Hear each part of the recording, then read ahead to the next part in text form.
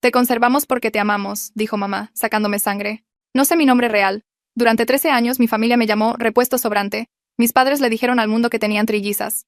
Le dijeron a la aseguradora que tenían trillizas. Cobraron 2.800.000 pesos.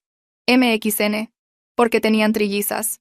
Tenían cuatrillizas. Yo vivía en el sótano, sin acta de nacimiento, sin escuela, sin visitas al médico, excepto las que mi madre realizaba ella misma, sacándome sangre, haciéndome pruebas, guardando un archivo junto a mi colchón que se suponía que no debía leer. Lo leí. Donante universal. Compatibilidad de órganos perfecta. No era su hija. Era un plan de contingencia, una póliza de seguro hecha de carne y hueso en caso de que mis hermanas necesitaran partes. Durante 13 años pensé que esto era amor. Pensé que esconderme significaba protección. Pensé que las extracciones de sangre eran normales. Luego una de mis hermanas se enfermó y mi padre comenzó a bajar al sótano más a menudo, mirándome de manera diferente, midiendo algo que no podía nombrar. Mis hermanas lo descubrieron antes que yo. En nuestro cumpleaños número 13 vinieron por mí a las 3 de la mañana, se hicieron añicos unos vidrios. 4 chicas idénticas estaban paradas en el jardín delantero por primera vez en nuestras vidas. Los vecinos comenzaron a contar. La cara de mi madre se puso blanca. Esto es lo que pasó. Las sirenas cortaron la calle tranquila antes de que yo entendiera lo que significaban. Luces rojas y azules nos inundaron en olas que me hicieron llorar y me martillaron la cabeza. Intenté contar los coches de policía, pero los números se me mezclaron en el cerebro y tuve que parar. 2 oficiales corrieron hacia nosotras a través del pasto, mientras otra hablaba en un radioclip en su hombro. Mis piernas ya no me sostenían, y comencé a hundirme hacia el suelo, pero mis hermanas me atraparon antes de que cayera. Hicieron un círculo a mi alrededor con sus cuerpos apretados y pude sentirlas temblar de la misma manera que yo temblaba. Uno de los oficiales se detuvo a unos metros y levantó ambas manos como si intentara calmar a un animal asustado. Preguntó si estábamos heridas. Y Melody dijo que yo estaba sangrando por el cristal roto de la ventana. El oficial miró los cortes en mis brazos y piernas y llamó a los paramédicos que estaban sacando equipo de la ambulancia que acababa de llegar. Las luces intermitentes seguían lastimándome los ojos de una manera que me revolvía el estómago. Nunca había visto luces tan brillantes, excepto en los monitores del sótano cuando mis hermanas veían películas, e incluso esas no se comparaban con esto. Todo era demasiado ruidoso, demasiado brillante y demasiado abierto, y quería volver bajo tierra, donde estaba oscuro y tranquilo, pero también nunca quería volver a ver ese sótano. Los paramédicos intentaron alejar a mis hermanas de mí para poder revisar mis heridas, pero la mano de Melodía apretó la mía tan fuerte que dolió. Seguía diciendo las mismas palabras una y otra vez con una voz que se hacía más fuerte cada vez. Que yo era su hermana. Que había estado en el sótano toda su vida. Que nuestros padres me mantenían escondida. La paramédica con la bolsa médica parecía confundida y le preguntó a Melodía qué quería decir con lo del sótano. Melodía señaló la casa y dijo, vivía ahí abajo durante 13 años, sin ventanas y sin puerta al exterior. La cara de la paramédica cambió y se giró para mirar a su compañero, y tuvieron una conversación sin palabras solo mirándose. El oficial a cargo se acercó y le pidió a Melodía que repitiera lo que acababa de decir. Melodía le contó todo mientras Katia y nuestra otra hermana asentían y agregaban detalles sobre los monitores y el equipo médico y cómo nuestros padres decían que yo no existía. La mandíbula del oficial se tensó y sacó su radio y dijo algo sobre servicios de protección infantil y posible encarcelamiento de una menor.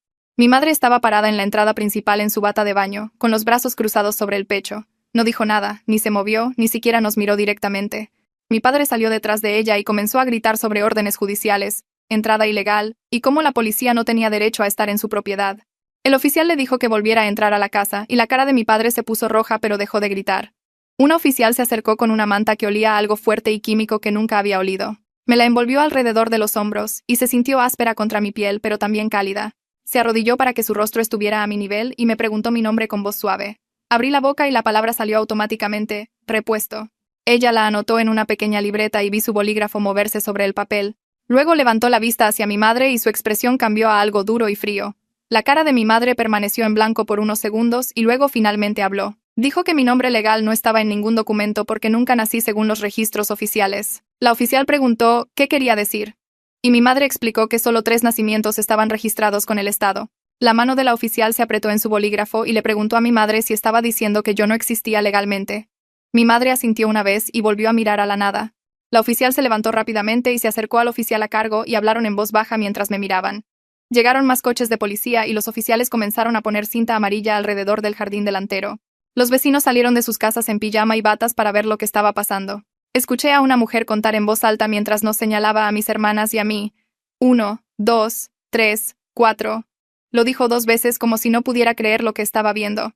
Un coche plateado se detuvo exactamente a las 4:30 según el reloj del salpicadero de la ambulancia que pude ver desde donde estaba sentada en el pasto. Una mujer se bajó llevando un bolso grande y una cámara y caminó directamente hacia nosotras sin detenerse a hablar con la policía primero. Le mostró su placa al oficial y dijo que su nombre era Heather Moss de Servicios de Protección Infantil.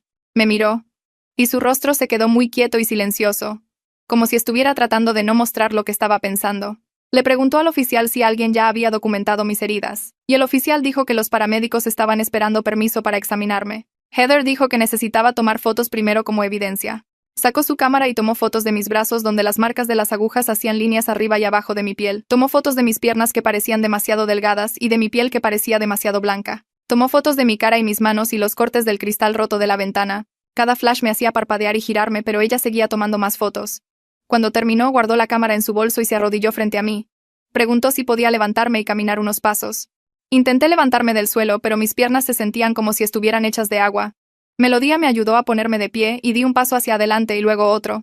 En el tercer paso, mi rodilla cedió y caí. Heather me atrapó antes de que tocara el suelo y gritó que necesitaba un traslado en ambulancia inmediatamente. Mi padre volvió a salir y dijo que estaba bien y que solo necesitaba descansar, que no había razón para llevarme a ninguna parte. Heather se giró para mirarlo y le dijo que volviera a entrar a su casa, o le pediría a la policía que lo retirara. Su voz no se elevó, pero algo en ella hizo que mi padre dejara de hablar y volviera a cruzar la puerta. El hospital era el lugar más brillante en el que había estado en mi vida. Las luces del techo me ardían en los ojos y hacían bailar manchas de colores en mi visión. Las máquinas emitían pitidos en diferentes tonos y ritmos que no podía predecir ni entender. Personas en uniformes quirúrgicos y batas blancas tocaban mis brazos, hombros y espalda mientras hacían preguntas que no sabía cómo responder. Una enfermera me clavó una aguja en el brazo para ponerme una vía intravenosa y ni siquiera me inmuté porque las agujas eran normales y esperadas. Ella notó que no reaccioné y anotó algo en su portapapeles. Otra enfermera me pidió que calificara mi dolor en una escala del 1 al 10, pero no entendía lo que significaban los números. ¿Cómo podía el dolor ser un número? Me mostró una tabla con caras que iban desde sonriendo hasta llorando y me pidió que señalara la que coincidía con cómo me sentía. Señalé la cara del medio porque no sabía si mi dolor era grande o pequeño en comparación con el dolor de otras personas. Alguien trajo el archivo médico que había agarrado del sótano antes de escapar. Lo había metido debajo de mi camisa y lo había sostenido durante todo el tiempo en el jardín. Una enfermera lo recogió de donde cayó en el suelo y comenzó a leer las páginas. Su cara se puso blanca como si toda la sangre se hubiera drenado. Llamó a un doctor y le mostró algo en una de las páginas. El doctor lo leyó y su boca formó una línea delgada y recta. Me preguntó dónde obtuve este archivo y le dije que estaba junto a mi colchón en el sótano. Me preguntó si mi madre lo escribió y dije que sí. Se dirigió a una página cerca del final y leyó en voz alta las palabras: cronograma de cosecha de órganos. La habitación se quedó muy silenciosa, excepto por el pitido de las máquinas.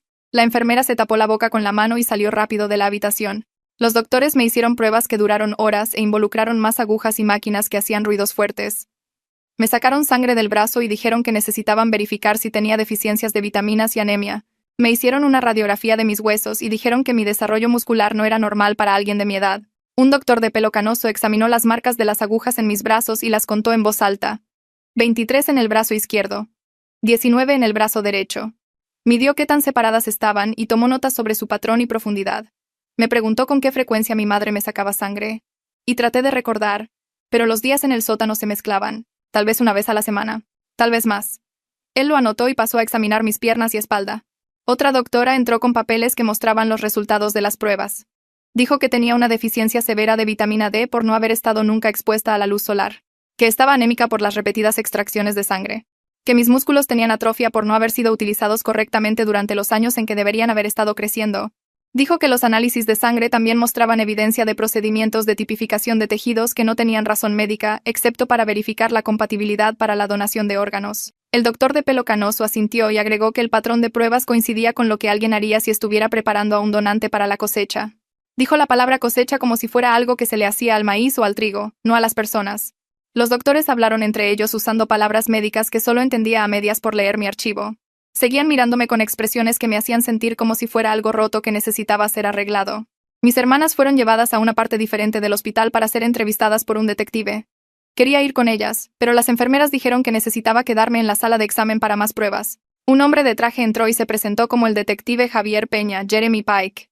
Tenía una libreta como la oficial anterior y un dispositivo de grabación que puso sobre la mesa entre nosotros. Preguntó si estaba bien grabar nuestra conversación y dije que sí porque no sabía que podía decir que no. Comenzó con preguntas fáciles sobre mi nombre y edad y luego pasó a las más difíciles sobre el sótano. Le conté sobre el colchón y la cubeta y los monitores que me mostraban lo que mis hermanas estaban haciendo arriba. Le conté sobre el archivo médico y las extracciones de sangre y las pruebas que mi madre realizaba. Le conté sobre ver a mi padre bajar las escaleras más a menudo después de que Katia se enfermó. Cómo me miraba diferente, como si estuviera calculando medidas o tiempos. El detective Peña anotó todo y su cara se mantuvo tranquila y profesional, pero su mano apretó el bolígrafo más fuerte mientras yo hablaba. Me preguntó si entendía lo que mis padres planeaban hacer conmigo. Dije que sí. Iban a tomar mi riñón para Katia porque yo era perfectamente compatible. Me preguntó si alguien me había explicado esto directamente. Y dije que no. Pero lo leí en el archivo. Me preguntó si sabía que lo que hicieron mis padres era ilegal y estaba mal. Dije que ahora estaba empezando a entenderlo, pero durante mucho tiempo pensé que era normal porque era la única vida que conocía. El detective Peña se fue a entrevistar a mis hermanas y a mí me trasladaron a una habitación de hospital en el tercer piso. Una trabajadora social entró mientras las enfermeras me estaban acomodando en la cama. Tenía el pelo castaño recogido en una coleta y se sentó en la silla junto a mi cama. Dijo su nombre, pero lo olvidé inmediatamente porque demasiadas personas me habían dicho sus nombres hoy. Me explicó que necesitaría quedarme bajo custodia protectora mientras investigaban a mis padres. Le pregunté qué significaba investigar si la evidencia estaba justo allí en el archivo médico y el sótano y el hecho de que yo existía cuando se suponía que no. Dijo que los procesos legales toman tiempo y que necesitan construir un caso que se sostenga en la corte. Que necesitan reunir toda la evidencia y entrevistar a todos y asegurarse de que todo esté documentado correctamente. Dijo que mis padres serían arrestados y acusados de crímenes, pero los cargos exactos dependerían de lo que encontrara la investigación. Pregunté qué pasaría con mis hermanas y ella dijo que serían colocadas temporalmente con un familiar mientras el caso avanzaba. Pregunté si podía ir con ellas y ella hizo una pausa antes de responder. Dijo que yo necesitaba atención especializada que un alojamiento familiar regular no podía proporcionar en ese momento. Que iría a una instalación diferente donde tenían personal capacitado para ayudar a niños que habían pasado por situaciones extremas. La palabra diferente hizo que mi pecho se sintiera apretado. La palabra separada lo empeoró. Mis hermanas vinieron a despedirse a la tarde siguiente. Heather había decidido que se quedarían con su tía materna a partir de esa noche. A la mañana siguiente me trasladaron a un hogar grupal para niños bajo custodia protectora.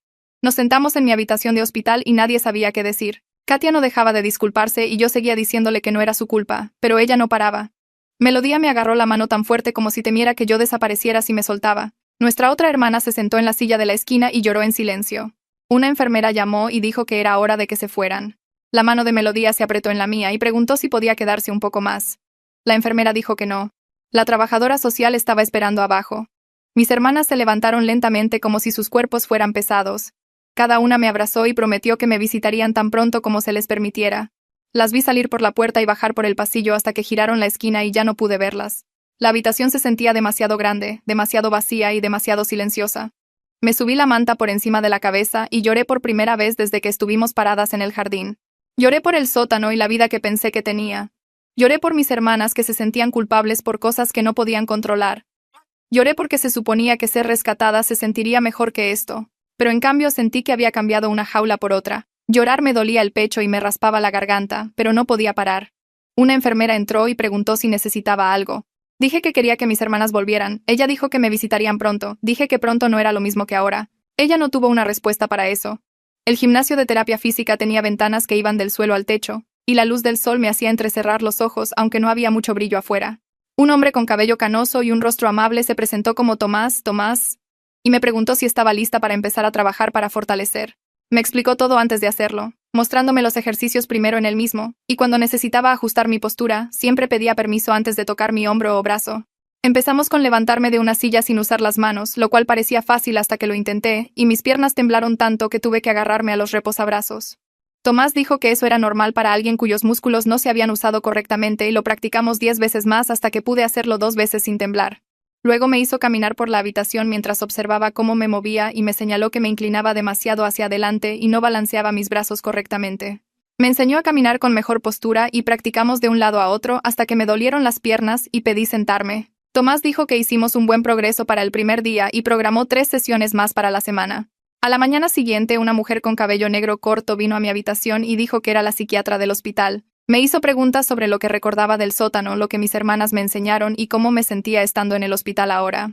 Le conté sobre los libros que Melodía me trajo y cómo aprendí a leer viendo programas educativos en el monitor, y sus cejas se levantaron cuando usé palabras como fotosíntesis y democracia.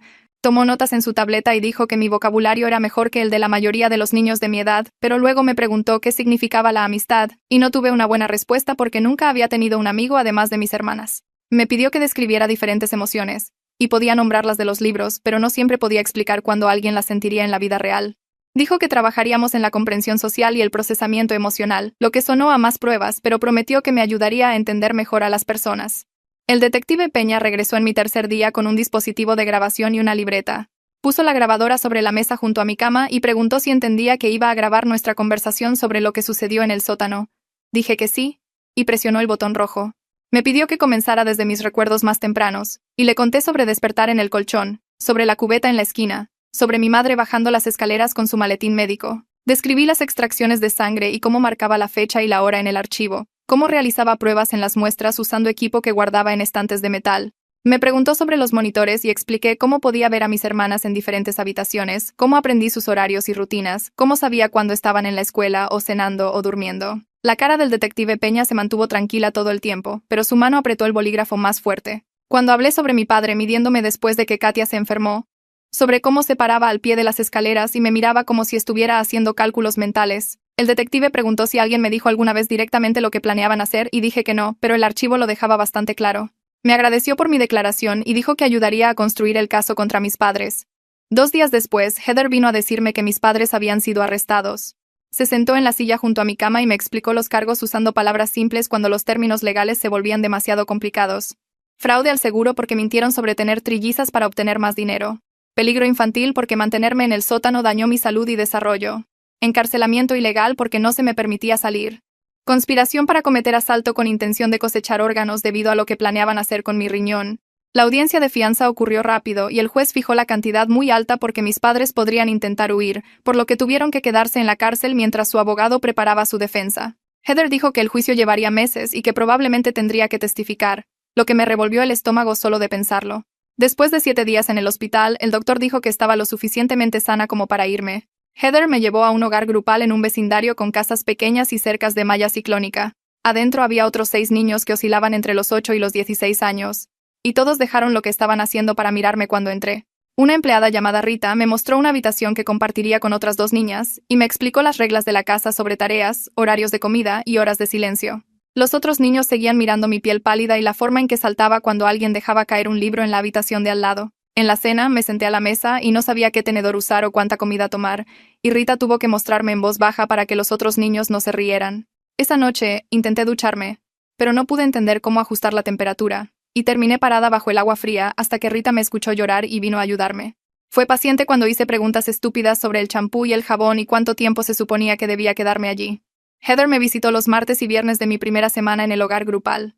Trajo papeles sobre el caso legal y me explicó que el fiscal se estaba centrando en el fraude al seguro porque era más fácil de probar que algunos de los otros cargos. Me enojé y pregunté por qué no se estaban centrando en lo que mis padres me hicieron, en los 13 años en el sótano y el plan de tomar mis órganos. Heather dijo que el fraude estaba documentado en registros bancarios y reclamaciones de seguro que no podían discutirse, mientras que los casos de abuso eran más difíciles porque mis padres podían inventar excusas y se convertía en mi palabra contra la suya. Prometió que mis padres aún irían a prisión por mucho tiempo, incluso si los cargos de fraude eran el enfoque principal. No me gustó, pero entendí que las cosas legales eran complicadas y a veces tenías que ser estratégico sobre qué crímenes podías probar. Mis hermanas obtuvieron permiso para visitarme en la semana 3. Una trabajadora social las trajo al hogar grupal y nos sentamos en la sala común con ventanas que realmente se abrían y puertas que no estaban cerradas con llave. Verlas en una habitación normal con luz solar y muebles se sintió mal de alguna manera, como si estuviéramos rompiendo una regla al estar juntas fuera del sótano. Nos sentamos en el sofá y nadie supo qué decir al principio. Melodía preguntó si estaba bien y dije que sí, aunque ya no estaba segura de lo que significaba estar bien. Katia volvió a disculparse por enfermarse y le dije de nuevo que no era su culpa, pero ella siguió llorando de todos modos. Nuestra otra hermana me mostró un dibujo que hizo en la clase de arte y fingí entender lo que significaba.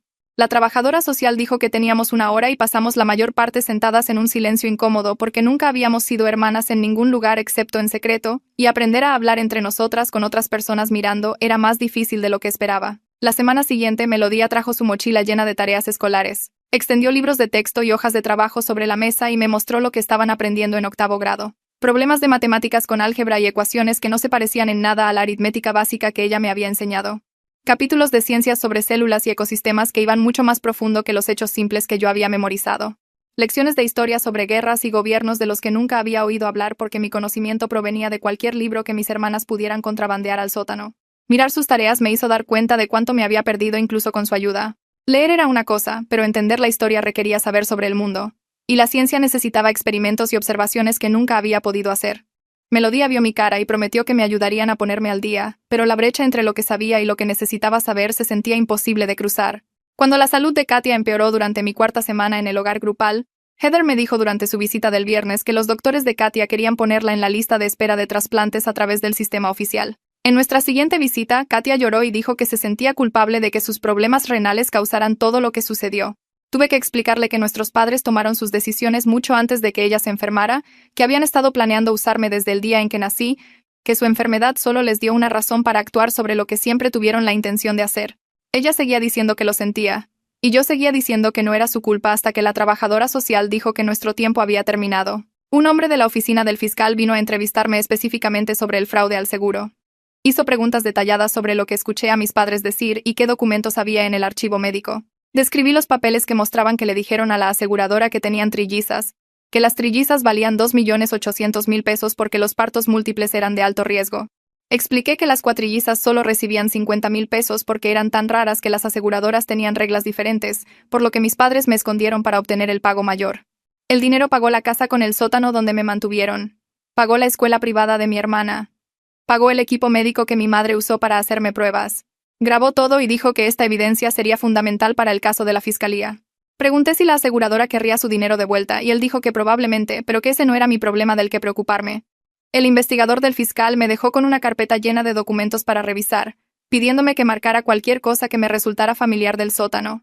Pasé 2 horas revisando páginas de reclamaciones de seguro, estados de cuenta bancarios y órdenes de suministros médicos, mientras Rita se sentaba cerca haciendo su propio papeleo.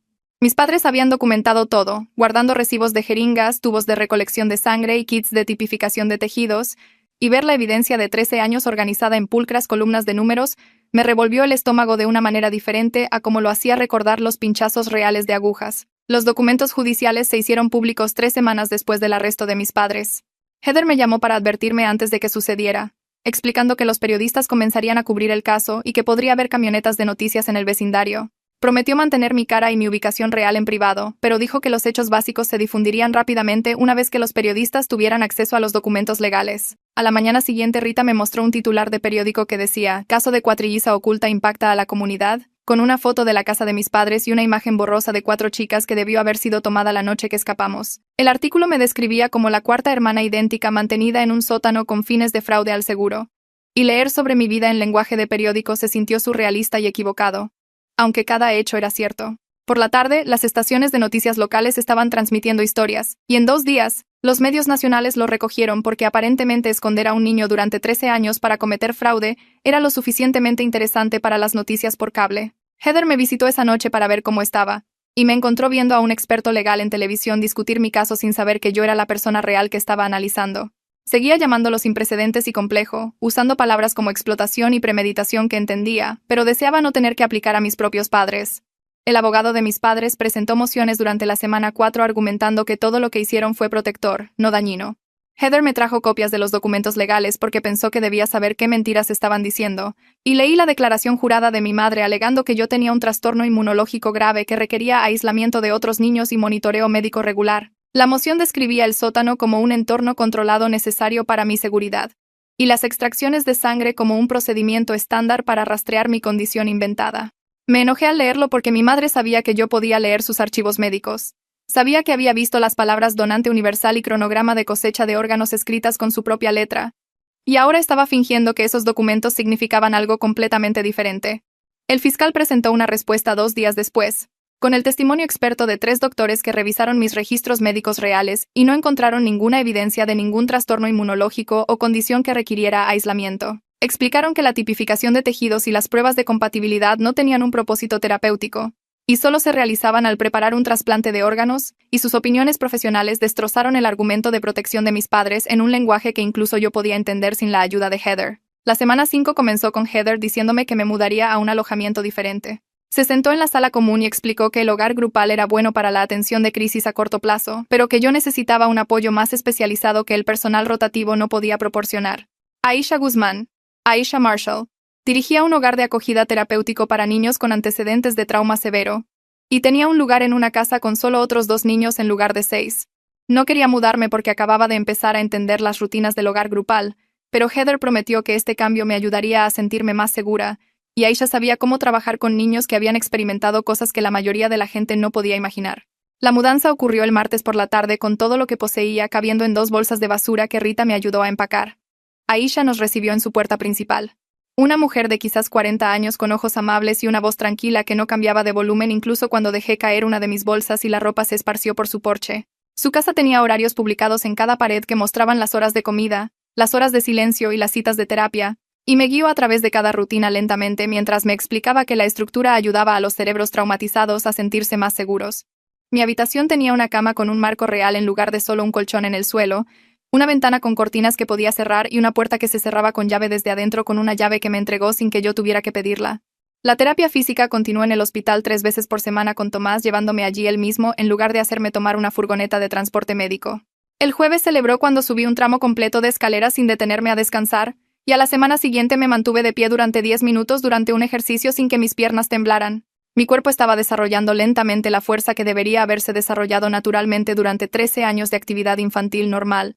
Y Tomás me explicaba cada pequeña victoria como si importara, aunque yo sabía que solo estaba poniéndome al día con donde debería haber estado hace años. Midió mi progreso en gráficos y diagramas que mostraban una mejora en el tono muscular y la resistencia, pero también me advirtió que algunos efectos del confinamiento serían permanentes. Mi densidad ósea era más baja de lo normal para mi edad. Mi sistema cardiovascular no se había desarrollado correctamente por falta de actividad, y probablemente siempre tendría limitaciones que mis hermanas no enfrentaban. Escucharlo decir permanente me enojó con mis padres de una manera nueva, porque incluso si pasaba el resto de mi vida trabajando para arreglar lo que hicieron, algunos daños no se podían deshacer por mucho que lo intentara. La audiencia preliminar ocurrió en el segundo mes en una mañana fría cuando Aisha me llevó al juzgado en su confiable sedán. Heather nos encontró en la entrada y me guió a través de la seguridad, explicando que esta audiencia era solo para determinar si había suficiente evidencia para proceder a juicio y que no tendría que testificar hoy. Nos sentamos en la galería mientras el fiscal presentaba documentos y declaraciones de testigos al juez, y traté de concentrarme en los argumentos legales en lugar de mirar a mis padres sentados en la mesa de la defensa a 5 metros de distancia. Mi madre mantuvo la vista baja todo el tiempo, estudiando sus manos como si contuvieran respuestas a preguntas que nadie estaba haciendo, pero mi padre se dio la vuelta 2 veces para mirarme directamente con una expresión que reconocí del sótano. Estaba calculando algo, midiendo posibilidades, haciendo cálculos mentales sobre resultados y consecuencias, y me di cuenta de que no me estaba mirando como su hija, sino como un problema que necesitaba resolver. El juez se tomó 30 minutos para revisar la evidencia antes de dictaminar que había causa suficiente para proceder a juicio, y la cara de mi padre se mantuvo en blanco mientras mi madre finalmente levantó la vista con lágrimas que podrían haber sido reales o podrían haber sido una actuación para la corte. Heather comenzó a trabajar para obtener mi documentación legal la semana después de la audiencia preliminar porque no podía acceder a servicios básicos sin prueba de que existía. Me explicó el complicado proceso de establecer mi identidad cuando no había acta de nacimiento, ni registros hospitalarios, ni rastro en papel que demostrara que nací.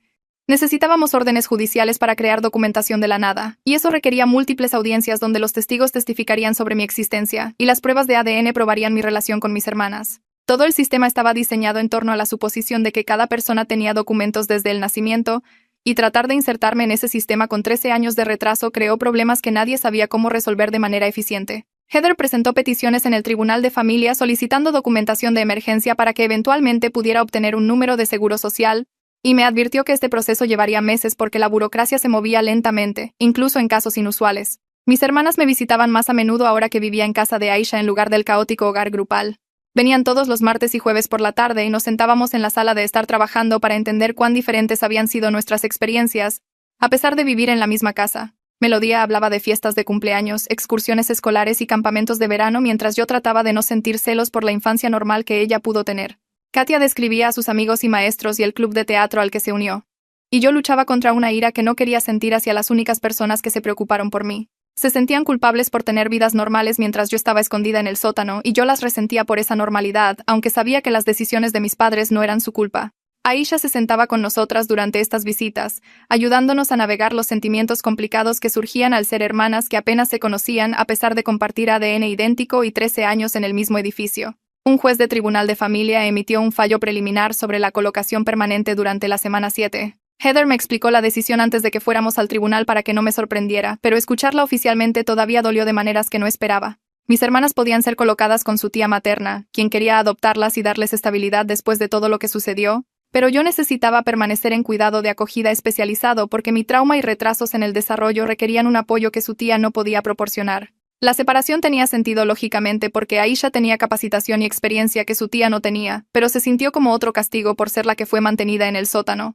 Comencé a tener pesadillas sobre ser abandonada de nuevo, sobre mis hermanas siguiendo con sus vidas normales mientras yo me quedaba atrapada en sistemas diseñados para niños rotos. Aisha me encontró llorando a las 3 de la mañana después de uno de estos sueños y se sentó conmigo hasta el amanecer, explicándome que necesitar apoyo adicional no significaba que yo fuera menos importante o menos amada que mis hermanas. Las pruebas educativas ocurrieron durante 3 días en la semana 8 con especialistas que me pidieron que leyera pasajes, resolviera problemas de matemáticas y respondiera preguntas sobre historia y ciencia. Los resultados mostraron que estaba leyendo a un nivel de 10º grado gracias a todos los libros que mis hermanas contrabandearon al sótano, pero mis habilidades matemáticas alcanzaron su punto máximo alrededor de 5º grado, y mi conocimiento científico tenía grandes lagunas porque nunca había hecho experimentos u observaciones. Los estudios sociales eran peores porque comprender la historia requería saber sobre el mundo, y mi mundo había sido una habitación con paredes de concreto y sin ventanas durante 13 años. La coordinadora de las pruebas se reunió con Aisha y conmigo para explicar que estaban creando un plan de aprendizaje personalizado que reconocería tanto mis habilidades como mis déficits, y un equipo de tutores comenzaría a trabajar conmigo individualmente para ayudarme a ponerme al día. Mirar los resultados de la evaluación me hizo dar cuenta de cuánto me había perdido incluso con la ayuda de mis hermanas, y la brecha entre lo que sabía y lo que necesitaba saber se sentía imposible de cruzar. El fiscal visitó la casa de Aisha durante la semana 9 para discutir un acuerdo de culpabilidad que le había ofrecido a mis padres. Se sentó en la mesa de la cocina y explicó que había propuesto que se declararan culpables de fraude al seguro y peligro infantil, a cambio de retirar los cargos más graves y recomendar sentencias que se cumplirían al mismo tiempo en lugar, de una tras otra. Su abogado les aconsejó que lo aceptaran porque la evidencia era sólida y un juicio arriesgaba una pena de prisión mucho más larga.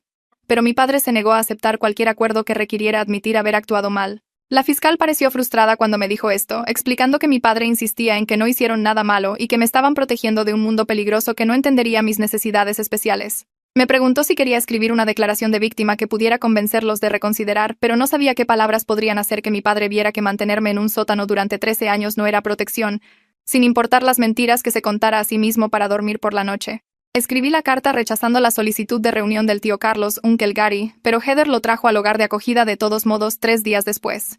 Tocó la puerta de mi habitación y dijo que alguien quería conocerme, y cuando bajé, un hombre que se parecía a mi padre, excepto que era mayor y más suave, estaba parado en la sala de estar de Aisha sosteniendo un elefante de peluche. Dijo que su nombre era Carlos, y que lamentaba no haber sabido antes que mi padre siempre tenía explicaciones cuando preguntaba sobre las renovaciones del sótano o el aislamiento acústico o por qué nunca tuvieron una cuarta hija en las reuniones familiares.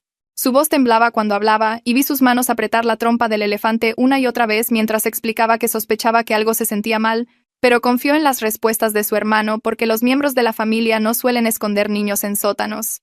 No dije nada durante 5 minutos, y Aisha se sentó a mi lado en el sofá esperando que yo decidiera qué sentía por este hombre que compartía el ADN de mi padre, y tal vez podría haberme salvado si hubiera hecho mejores preguntas. Finalmente le dije que no sabía si quería su ayuda porque la ayuda hace 13 años habría significado algo, pero la ayuda ahora solo se sentía como culpa tratando de arreglarse, y su rostro se arrugó. Pero asintió y dejó el elefante en la mesa de café antes de que Heather lo acompañara de vuelta a su coche. La oficina de la terapeuta tenía iluminación suave y sillas que no coincidían, y una caja de pañuelos en cada superficie como si esperara que la gente llorara constantemente. Me pidió que describiera un día normal en el sótano y enumeré la rutina de despertarme, hacer ejercicios que mis hermanas me enseñaron, leer libros, esperar visitas, y me detuvo para preguntar si pensaba que eso sonaba a amor. Dije que sí porque mis padres me mantenían a salvo del mundo peligroso, y ella sacó fotos de otros niños de mi edad en parques, en escuelas, en fiestas de cumpleaños, preguntando si esos niños se veían inseguros o sin amor. Las fotos me confundieron porque había visto a mis hermanas en fotos similares, pero nunca entendí que otras familias no mantenían hijos de repuesto en sótanos por si acaso.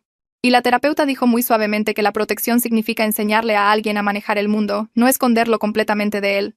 Pasamos 1 hora revisando ejemplos de lo que hacen normalmente los padres frente a lo que hicieron los míos. Y cada comparación hacía que mi pecho se sintiera apretado porque seguía queriendo defender sus elecciones incluso sabiendo que la defensa no tenía sentido. Me dio como tarea escribir 3 cosas que mis padres hicieron que pensé que eran normales, y 3 cosas que ahora reconocía como equivocadas. Y volviendo al coche de Aisha no podía dejar de pensar en cómo 13 años de creer algo no desaparecen solo porque alguien te muestre fotos diferentes. Melodía trajo un álbum de fotos a la casa el jueves por la tarde y Katia trajo un segundo y extendieron las fotos sobre la mesa del comedor de Aisha como evidencia en un juicio. Fiestas de cumpleaños con pasteles con forma de princesas y castillos, conciertos escolares donde usaban vestidos a juego, vacaciones familiares en playas donde construyeron castillos de arena y recogieron conchas, mañanas de Navidad con regalos apilados debajo de árboles que nunca supe que existían en nuestra casa. Tomé una foto de su 8º cumpleaños que las mostraba a las 3 usando coronas y soplando velas, mientras mis padres sonreían de fondo y el sello de fecha decía que yo había estado en el sótano durante ese momento exacto, probablemente haciendo ejercicios o leyendo un libro que mis hermanas contrabandearon la semana anterior. Melodía señaló otra foto de una feria de ciencias donde había ganado el 2º lugar por un proyecto sobre el crecimiento de las plantas. Y me di cuenta de que ella aprendió sobre fotosíntesis y composición del suelo mientras me enseñaba a crecimiento. La suma básica de un libro de texto que robó de la escuela. Cada imagen las mostraba viviendo vidas completas y complicadas con amigos, maestros y experiencias mientras yo existía en una habitación con paredes de concreto, un colchón y un archivo médico que definía mi único propósito. El dolor se sintió diferente al dolor físico, algo que comenzó en mi estómago y se extendió por mi pecho hasta que no pude respirar correctamente, y cuando Melodía vio mi cara, comenzó a llorar y a decir que lo sentía una y otra vez a pesar de que las fotos no eran su culpa. El fiscal llamó a la casa de Aisha durante la semana 10 para programar reuniones de preparación para el juicio y vomité en el baño después de colgar el teléfono. Quería reunirse 2 veces por semana durante el próximo mes para ayudarme a practicar responder preguntas sobre el sótano, sobre las pruebas médicas, sobre lo que entendía con respecto a por qué mis padres me mantuvieron escondida. La idea de hablar frente a extraños mientras mis padres se sentaban a 5 metros de distancia escuchando hizo que mis manos temblaran tanto que no podía sostener un vaso de agua sin derramarla. Aisha me llevó a la oficina del fiscal el martes por la mañana, y la mujer tenía ojos amables, pero hacía preguntas horribles sobre si mi madre me explicó para qué eran las extracciones de sangre, y si mi padre alguna vez discutió lo que sucedería si mis hermanas se enfermaban. Intenté responder honestamente, pero seguía tropezando con las palabras porque hablar sobre el sótano en voz alta con alguien que lo repetiría en la corte hacía que la experiencia se sintiera más real de lo que había sido al vivirla. La fiscal grabó mis respuestas y dijo que practicaríamos hasta que pudiera hablar clara y tranquilamente, porque el jurado necesitaba entender lo que sucedió sin distraerse con mis emociones. Y quería preguntar cómo alguien podía escuchar sobre un niño mantenido en un sótano para la cosecha de órganos sin sentirse emocional. Pero entendí que quería decir que yo necesitaba ser lo suficientemente funcional como para comunicar hechos. Heather me llamó con noticias sobre Katia en el mes 3. Su voz se emocionó cuando me explicó que un riñón de donante anónimo se había puesto a disposición a través de la lista oficial de trasplantes. La cirugía estaba programada para la semana siguiente y demostraría que las afirmaciones de nuestros padres sobre necesitar mis órganos con urgencia eran mentiras completas, ya que el sistema médico podía proporcionar lo que Katia necesitaba sin cosechar partes de mí. Pregunté si podía visitarla antes de la cirugía, pero Heather dijo que el hospital tenía reglas estrictas sobre quién podía estar en las habitaciones de los pacientes trasplantados y yo aún no era legalmente su hermana según la documentación que aún no existía. La cirugía duró 6 horas y salió bien según el mensaje de texto que Melodía envió. Y 3 días después, Katia estaba despierta y recuperándose cuando Heather finalmente obtuvo permiso para que la visitara durante 20 minutos. Se veía cansada, pero su color era mejor de lo que había visto a través de los monitores del sótano, y me tomó la mano mientras decía que iba a pasar su segunda oportunidad en la vida, asegurándose de que yo tuviera una primera oportunidad real en la mía. No sabía cómo era una primera oportunidad para alguien que ya había vivido 13 años, pero su determinación me hizo pensar que tal vez no era demasiado tarde para descubrir en quién podría convertirme cuando ya no fuera solo repuestos esperando ser utilizados. La audiencia previa al juicio ocurrió en el mes 4 y me senté en la galería con Heather mientras los abogados discutían si el archivo médico que había agarrado durante la fuga podía usarse como evidencia. El abogado de mis padres se puso de pie y afirmó que yo había obtenido el archivo ilegalmente al tomarlo sin permiso cuando rompimos la ventana del sótano, argumentando que la evidencia robada no debería permitirse en la corte incluso si documentaba crímenes. El fiscal respondió diciendo que yo tenía un derecho fundamental a la documentación sobre mi propio cuerpo y los procedimientos médicos realizados en mí sin consentimiento, y tomar mis propios registros médicos no podía ser robo cuando yo era la paciente que esos registros describían. El juez escuchó ambos argumentos y luego dictaminó que el archivo era admisible porque los niños tienen derechos a la información sobre su propia atención médica, independientemente de cómo obtengan esa información. Y la pequeña victoria se sintió importante, aunque no entendí completamente el razonamiento legal detrás de distinguir entre robar evidencia y reclamar documentación personal. El abogado de mi padre parecía enojado cuando el juez dictó el fallo y mi madre se miró las manos todo el tiempo como si pudiera encontrar respuestas en las líneas de sus palmas. Aisha comenzó a enseñarme a cocinar comidas sencillas durante la semana 11, parada a mi lado en la cocina mientras aprendía a hervir pasta y calentar salsa de un frasco. Me mostró cómo romper huevos sin que cayeran cáscaras en el tazón, cómo medir ingredientes usando tazas y cucharas, cómo saber cuándo la carne estaba bien cocida verificando su color y textura. Cada tarea se sentía complicada porque nunca había usado una estufa o manejado cuchillos o abierto un refrigerador para elegir mi propia comida. Y 2 veces me quemé con sartenes calientes porque no entendía cuánto tiempo se quedaba caliente el metal después de apagar el quemador. Lavar la ropa era peor porque las máquinas tenían tantos botones y configuraciones y no podía entender por qué necesitabas diferentes temperaturas para diferentes prendas o qué suavizaba realmente el suavizante de telas. Aisha nunca actuó frustrada cuando hice preguntas básicas sobre por qué las toallas y las camisetas no podían lavarse juntas o cuánto detergente usar. Y su paciencia me ayudó a confiar en que no todos los adultos me castigarían por no saber cosas que debería haber aprendido gradualmente durante 13 años. Me enseñó rutinas de higiene personal como cepillarme los dientes 2 veces al día, lavarme el cabello cada pocos días y cambiarme de ropa regularmente, explicando que estas no eran solo reglas, sino formas de cuidarme que todos aprendían de niños. Me di cuenta de que mi madre había controlado incluso estos aspectos básicos de mi existencia, decidiendo cuándo estaba lo suficientemente limpia o qué ropa usaba, y aprender a tomar estas pequeñas decisiones por mí misma se sintió como practicar un tipo de libertad que no sabía que existía. El juicio comenzó en el mes 5 en una mañana de lunes cuando Aisha me llevó al juzgado y Heather me encontró en la entrada de seguridad. La sala del tribunal tenía paneles de madera y bancos incómodos y demasiada gente sentada en filas mirando como si esto fuera entretenimiento en lugar de mi vida siendo examinada en público. Me senté detrás de la mesa del fiscal donde dijo que estaría segura y visible para el jurado. Y mis padres entraron por una puerta lateral usando ropa que los hacía parecer normales y respetables en lugar de personas que mantuvieron a un niño en un sótano durante 13 años. La fiscal se puso de pie y comenzó a presentar pruebas, mostrando al jurado fotos del sótano con su colchón desnudo, sus paredes de concreto y su pequeña ventana con barrotes, mostrando el archivo médico con su documentación de extracciones de sangre, tipificación de tejidos y pruebas de compatibilidad de órganos. Llamó a expertos que testificaron sobre el daño psicológico causado por el aislamiento prolongado y los efectos físicos del confinamiento en cuerpos en desarrollo. Y cada pieza de evidencia se sintió como ver mi vida traducida al lenguaje legal que de alguna manera la hacía sonar a la vez más y menos terrible de lo que realmente fue vivirla. Mis padres no mostraron emoción durante el testimonio, sentados quietos e inexpresivos como si estuvieran viendo una película aburrida en lugar de escuchar a expertos describir el daño que le causaron a su propia hija. Mis hermanas testificaron el tercer día y las vi caminar hacia el estrado de los testigos una por una para responder preguntas sobre descubrirme durante el escondite cuando teníamos 5 años. Melodía describió encontrar la puerta del sótano abierta y verme por primera vez. Cómo se había confundido sobre por qué había otra chica que se parecía exactamente a ella, Katia, y nuestra otra hermana viviendo en una habitación sin juguetes ni ventanas. Explicó las visitas secretas que comenzaron después de ese día, cómo se colaban cada vez que nuestros padres salían de la casa o estaban distraídos, trayendo comida y libros y enseñándome todo lo que aprendían en la escuela. Katia testificó sobre el miedo que creció cuando se enfermó y comenzó a escuchar a nuestros padres discutir sus problemas renales en términos médicos que sonaban a planificación en lugar de preocupación. Cómo se dio cuenta de que estaban esperando que su condición empeorara lo suficiente como para justificar usarme como donante. El fiscal hizo preguntas específicas sobre si nuestros padres sabían que las hermanas me estaban visitando y tanto Melodía. Y Katia dijeron que sí, que nuestra madre las había atrapado en el sótano varias veces, pero solo les advirtió que se callaran y no le contaran a nadie sobre la cuarta hermana que no existía oficialmente. Los vecinos testificaron el día 4 sobre nunca haber visto a una cuarta niña en nuestra casa a pesar de vivir al lado durante 8 años.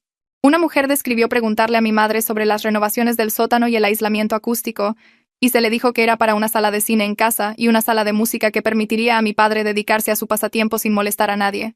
Otro vecino habló sobre la noche en que vio a 4 chicas idénticas en el jardín delantero y llamó al 911 porque había contado 3 hijas durante años.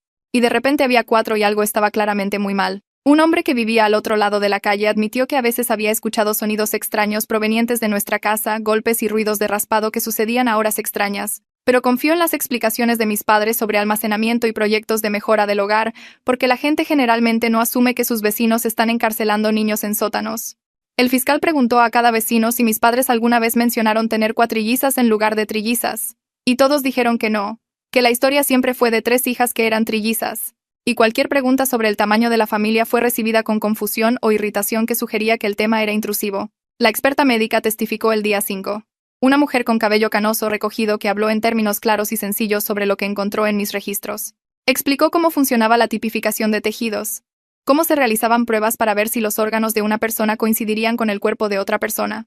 Y dijo que la prueba que mi madre realizó no tenía otra razón excepto para prepararse para tomar mis órganos. La sala del tribunal se quedó en silencio cuando describió las extracciones de sangre, mostrando al jurado fotos de marcas de agujas en brazos que se parecían a los míos, explicando con qué frecuencia mi madre me sacaba sangre. Y por qué esa frecuencia no era normal para ninguna condición médica, excepto para verificar la compatibilidad una y otra vez. Habló sobre el cronograma documentado en el archivo, cómo las pruebas aumentaron cuando mis hermanas cumplieron 10 años, luego nuevamente a los 11, y especialmente después de que una de ellas se enfermó, y su voz se mantuvo tranquila, pero sus palabras hicieron que varios miembros del jurado se movieran en sus asientos. La fiscal preguntó qué habría pasado si mis hermanas no hubieran roto la ventana esa noche, y la experta hizo una pausa antes de decir que, basándose en la progresión de las pruebas y las notas sobre la preparación quirúrgica, creía que la cosecha de órganos habría ocurrido en semanas. El abogado de mi padre se opuso, alegando que era especulación. Pero el juez lo permitió porque la experta explicó su razonamiento utilizando la documentación real que mi madre guardó. La defensa intentó preguntar si la prueba podría haber sido para monitorear mi salud, y la experta dijo que no, que los niños sanos no necesitan tipificación de tejidos y exámenes de compatibilidad a menos que alguien esté planeando usar sus órganos para un trasplante. Agregó que las pruebas específicas realizadas, la frecuencia y las notas detalladas sobre las compatibilidades, todo apuntaba a la preparación, no a la protección. Y cuando terminó de testificar, vi a 2 miembros del jurado secarse los ojos. El día 6 comenzó con la fiscal diciéndome que era hora de mi testimonio, y mis manos temblaron mientras Aisha me ayudaba a elegir ropa que pareciera normal y no como alguien que había vivido en un sótano. La sala del tribunal se sintió más pequeña cuando caminé hacia el estrado de los testigos. Cada persona me observaba pasar junto a mis padres, que estaban quietos como piedras en la mesa de la defensa. El alguacil me pidió que jurara decir la verdad y mi voz salió más baja de lo que quería cuando dije que lo haría. La fiscal se puso de pie y me sonrió. El tipo de sonrisa que decía que sabía que esto era difícil.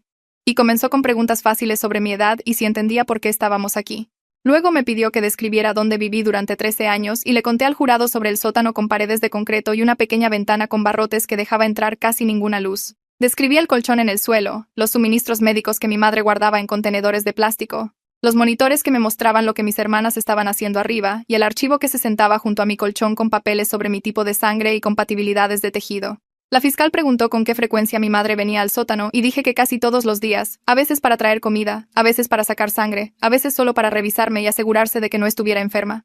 Preguntó qué me decía mi madre sobre las extracciones de sangre y expliqué que ella dijo que era para mantenerme sana, para asegurarse de que mi cuerpo funcionara correctamente, y le creí porque no sabía nada diferente. La fiscal me mostró fotos del sótano tomadas después de la fuga y confirmé que ese era el lugar donde dormía, donde comía, donde pasé cada hora de cada día durante 13 años. Preguntó si alguna vez subí las escaleras y dije que no, que la puerta permanecía cerrada y mi madre me dijo que el mundo exterior era peligroso para alguien como yo. Todo el tiempo que respondí preguntas, mi padre me miró desde la mesa de la defensa, sus ojos siguiendo cada movimiento y me obligué a seguir hablando a pesar de que su mirada me revolvía el estómago. La fiscal preguntó sobre el archivo médico. ¿Qué decía? ¿Qué entendí que significaba? Y le conté al jurado sobre leer las palabras donante universal y compatibilidad de órganos perfecta y no entender al principio, pero finalmente darme cuenta de que esas palabras significaban que mi cuerpo se mantenía listo en caso de que mis hermanas necesitaran partes. Varios miembros del jurado parecían enojados cuando dije eso.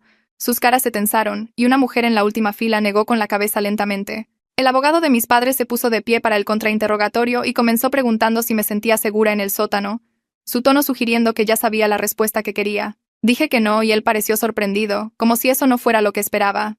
Preguntó por qué no, si tenía comida, refugio y atención médica. Y le dije que la seguridad no es estar encerrada en una habitación oscura sin nombre y sin propósito, excepto ser repuestos. Dije que la seguridad significa tener opciones, saber que a la gente le importas como persona, no solo como órganos de respaldo, y mi voz se hizo más fuerte mientras hablaba porque había practicado estas ideas con mi terapeuta. El abogado intentó de nuevo, preguntando si mis padres alguna vez me lastimaron físicamente, y dije que las extracciones de sangre dolían, el aislamiento dolía, el conocimiento de que solo existía como seguro dolía, y el dolor no tiene que significar golpes para ser real. Preguntó si entendía que mis padres estaban tratando de protegerme de un trastorno inmunológico grave, y dije que nadie me dijo que tenía un trastorno inmunológico, que los únicos papeles que vi hablaban de compatibilidad de órganos, no de enfermedad. El fiscal se opuso cuando el abogado de la defensa siguió insistiendo en la protección y el juez la sostuvo, diciéndole que continuara. Preguntó si amaba a mis padres y dije que pensé que sí durante mucho tiempo porque no sabía que el amor se suponía que debía incluir libertad de identidad y ser tratada como una persona completa en lugar de repuestos. Cuando terminó, volví a mi asiento detrás de la mesa del fiscal y Heather me apretó la mano. La fiscalía pasó el día 7 presentando registros financieros, extendiendo papeles sobre una mesa, mientras un contador explicaba lo que mostraba cada documento. El pago del seguro llegó primero. Un cheque por 2.800.000 pesos, escrito cuando mis padres informaron nacimientos de trillizos con complicaciones, y el contador rastreó cómo ese dinero se movió a través de cuentas bancarias y compras. Le mostró al jurado registros de la compra de la casa 6 meses después de que nacimos, una casa con un sótano que mis padres renovaron inmediatamente con aislamiento acústico y cerraduras reforzadas. Mostró recibos de equipo médico, mesas de examen, suministros de prueba, todo comprado con el dinero del seguro y todo guardado en el sótano donde nadie podía ver. La matrícula de la escuela privada para mis 3 hermanas costaba miles cada año, pagada desde las mismas cuentas que contenían el dinero del seguro, y el contador señaló que no existían gastos educativos para una cuarta niña. La fiscal preguntó si el patrón de gastos sugería planificación y el contador dijo que sí, que alguien había calculado exactamente cómo usar el dinero del seguro para mantener a un niño escondido mientras les daba a los niños visibles todas las ventajas. El abogado de mis padres objetó, diciendo que las opciones de gasto no eran prueba de intención criminal, pero la fiscal mostró más registros, incluidas compras realizadas justo después de que mi hermana se enfermó, suministros médicos que coincidían con lo que se necesitaría para la cosecha de órganos. El contador explicó que los padres normales que enfrentan la enfermedad de un niño pagarían por médicos y tratamiento, no por equipo quirúrgico para usar en casa. Y el jurado miró a mis padres con expresiones que sugerían que estaban entendiendo el alcance total del fraude. El rastro del dinero mostró que todo fue calculado, que desde el momento en que mis padres reclamaron trillizas en lugar de cuatrillizas, habían estado construyendo un sistema para mantenerme escondida y lista, y cada compra, cada elección, cada peso gastado, probaba que sabían exactamente lo que estaban haciendo. Los testigos de la defensa comenzaron el día 8, personas de nuestro vecindario y de la iglesia de mis padres, que se pusieron de pie para decir qué buenos padres eran, cuán dedicados, cuán activos en la comunidad. Una mujer habló sobre mi madre como voluntaria en los eventos escolares, siempre sonriente, siempre servicial, y dijo que no podía creer que alguien tan amable lastimara a un niño. Un hombre del trabajo de mi padre lo describió como honesto y trabajador, alguien que se preocupaba por su familia por encima de todo e insistió en que debía haber algún error. La fiscal se puso de pie para el contrainterrogatorio después de cada testigo y les hizo la misma pregunta cada vez. ¿Sabía usted de la cuarta niña? Cada testigo dijo que no, y la fiscal dejó que esa respuesta se mantuviera en el aire por un momento antes de preguntar cómo unos padres dedicados podían esconder a un ser humano completo durante 13 años. Le preguntó a la voluntaria de la escuela si esconder a un niño parecía coherente con preocuparse por los niños y la mujer tartamudeó que no sabía sobre esa parte. Le preguntó al compañero de trabajo de mi padre si las personas honestas generalmente cometían fraude al seguro y mantenían niños en sótanos y él dijo que solo conocía a mi padre en el trabajo. Después de 5 testigos el patrón era claro. Todos pensaban que mis padres eran buenas personas. Porque mis padres se aseguraron de que nadie viera la verdad, y la fiscal señaló que la capacidad de mantener una imagen falsa durante años, en realidad probaba cuán calculado y deliberado fue su engaño. El abogado de la defensa llamó a un testigo más. Un doctor que dijo que las familias a veces toman decisiones médicas no convencionales, pero la fiscal preguntó si mantener a un niño en un sótano sin atención médica oficial calificaba como una decisión médica, y el doctor admitió que no. Cuando la defensa terminó, el abogado de mis padres parecía frustrado y mi madre miró sus manos como si hubiera estado mirándolas desde que comenzó el juicio. Los argumentos finales ocurrieron el día 9, la fiscal de pie para resumir todo lo que el jurado había escuchado. Los guió a través de la línea de tiempo desde el momento en que mis padres descubrieron que tenían cuatrillizas hasta la decisión de esconder a un niño y reclamar solo 3, a través de 13 años de confinamiento y pruebas médicas hasta la noche en que mis hermanas rompieron la ventana porque sabían lo que estaba a punto de suceder. Mostró las fotos de nuevo, el sótano, el archivo médico, los registros financieros y dijo que estas no eran las acciones de padres protectores, sino de personas que veían a su propia hija como un recurso para ser utilizado. Habló sobre los 2.800.000 pesos. Cómo ese dinero compró una casa con un sótano perfecto para esconderme. Cómo pagó el aislamiento acústico y las cerraduras. Y el equipo médico. Cómo cada peso demostró que el fraude fue planeado desde el principio. Describió la evidencia médica, la tipificación de tejidos, las pruebas de compatibilidad, la línea de tiempo que mostraba la preparación para la cosecha de órganos y le pidió al jurado que considerara lo que habría pasado si 4 chicas idénticas no se hubieran parado en ese jardín y obligado a los vecinos a contar. El abogado de la defensa dio su argumento final a continuación, alegando que mis padres tomaron decisiones no convencionales para proteger a un niño enfermo, que el sótano era más seguro que exponerme al mundo, que las pruebas médicas eran monitoreo. Dijo que el fraude al seguro fue incorrecto pero comprensible, que los padres que enfrentan costos médicos abrumadores a veces toman decisiones desesperadas, y le pidió al jurado que considerara que mis padres en realidad nunca me lastimaron físicamente. La fiscal se puso de pie para refutar y dijo que mantener a un niño en un sótano durante 13 años fue un daño físico, que planear cosechar sus órganos fue un daño, que negarle su identidad y personalidad y libertad fue un daño y que la única razón por la que no fui dañada físicamente sin reparación fue porque mis hermanas intervinieron antes de que el daño final pudiera ocurrir. El jurado se fue a deliberar a las 3 de la tarde y Heather me llevó a una sala de espera donde me senté con mis hermanas y traté de no pensar en lo que sucedería si el jurado decidía que mis padres tenían razón. El veredicto regresó 6 horas después y volvimos a entrar en la sala del tribunal mientras el presidente del jurado se ponía de pie. El juez preguntó si habían llegado a un veredicto y el presidente dijo que sí. Y luego leyó las palabras culpable en todos los cargos principales. Culpable de fraude al seguro, culpable de peligro infantil, culpable de encarcelamiento ilegal, culpable de conspiración para cometer asalto. La cara de mi padre se mantuvo en blanco, pero mi madre comenzó a llorar en voz baja, y mis hermanas me agarraron las manos por ambos lados. El juez agradeció al jurado y fijó una audiencia de sentencia para 2 semanas después, y salimos de la sala del tribunal mientras los reporteros gritaban preguntas que no respondimos. La sentencia ocurrió un jueves por la mañana, y la sala del tribunal se sintió diferente, más pesada de alguna manera, como si todos supieran que este era el momento que definiría las consecuencias. La jueza revisó los cargos, la evidencia, el testimonio y dijo que las acciones de mis padres representaban una profunda traición al deber parental y a la decencia humana. Le dio a mi padre 5 años de prisión por fraude al seguro y peligro infantil, y a mi madre 4 años con crédito por cooperación. Heather explicó más tarde que estas eran sentencias graves, que la mayoría de las personas acusadas de crímenes similares obtenían menos tiempo, pero sentarme en esa sala del tribunal, escuchando años que no coincidían con los 13 años que pasé en el sótano, me hizo sentir que las cuentas estaban mal. Mi padre fue liberado primero y me miró por última vez antes de que el alguacil lo llevara por la puerta lateral y no pude leer nada en su expresión.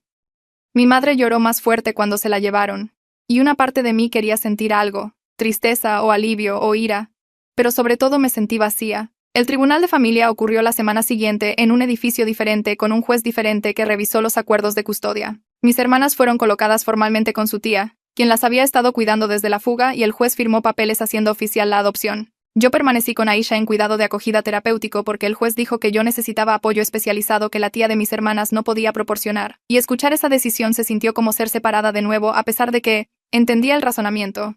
El juez explicó que el acuerdo era temporal, que una vez que estuviera lo suficientemente estable podríamos revisar si podía unirme a mis hermanas. Pero temporal se sintió como otra palabra para incierto. Mis hermanas lloraron cuando el juez dictó el fallo y su tía prometió que podían visitarme tan a menudo como se les permitiera, pero salir del juzgado por separado dolió más de lo que esperaba. La audiencia de restitución se produjo 2 días después de que se decidiera la custodia, y el juez ordenó a mis padres pagar todos mis costos médicos, gastos de terapia y apoyo educativo de ahora en adelante. La cantidad era enorme, más de 200,000 pesos. Y Heather me dijo que obtener el dinero real sería casi imposible ya que a mis padres no les quedaban activos después de los honorarios legales. Dijo que lo que importaba era el reconocimiento oficial de que me debían, que la corte reconoció su responsabilidad de pagar por el daño que causaron. Y traté de sentirme satisfecha con la justicia simbólica, a pesar de que lo simbólico no pagaba la terapia que necesitaba 3 veces por semana. Aisha trajo a casa libros de nombres durante mi segunda semana de vuelta en su casa después de que terminaron todos los procedimientos judiciales, poniéndolos en la mesa de la cocina mientras desayunaba. Dijo que podía tomarme mi tiempo, que elegir un nombre era importante y no debía apresurarse. Y abrí el primer libro en páginas llenas de opciones que nunca había considerado. Cada nombre se sintió mal al principio, demasiado normal o demasiado extraño, y seguí dudando si me gustaba algo o simplemente pensaba que debería gustarme. Aisha sugirió hacer una lista de nombres que se sintieran correctos, luego reducir con el tiempo, y escribí 10 nombres en papel antes de tachar 9 porque no podía confiar en mis propias elecciones después de años de no tener ninguna elección.